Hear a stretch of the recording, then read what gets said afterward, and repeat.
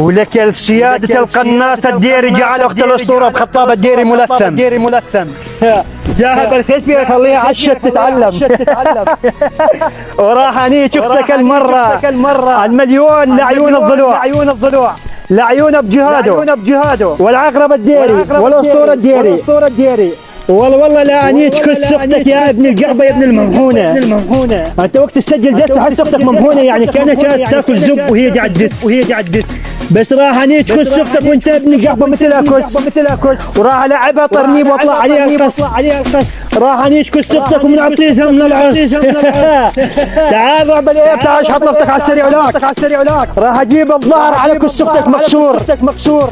وراح انيك اختك واقول انا القناص من دير الزور. راح انيك اختك واغني فوقها ولك انا نشت اختك لعيون الجبور. وراح انيك خواتك كلياتهم نفس الغرفه بالدور.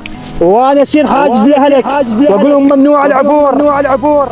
ولك ابن بلاعة العير وين تتحدى يورنا وانت عجي فاطس. ولك لخلت قسات على كسختك مطر. وراح انيك كسختك القعبه وعندي تنحصر. راح اضرب كس امك بعيري واكيد انا قاعد بكسر ولا. راح انيك اهلك وعبيهم مسبات. وانا نيك خواتك قدامك ولا تريد عندي اثبات. وراح انيك اختك وضحكت عليها قلت لها جيت اشوفك الحمامات.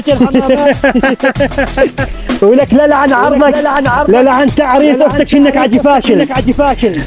عجي فاشل على زب تحب تقابل لانيك امك لانك عجي جاهل. كسخت عرضك لانيك امك لانيك كسختك واشحط خالتك وعمتك.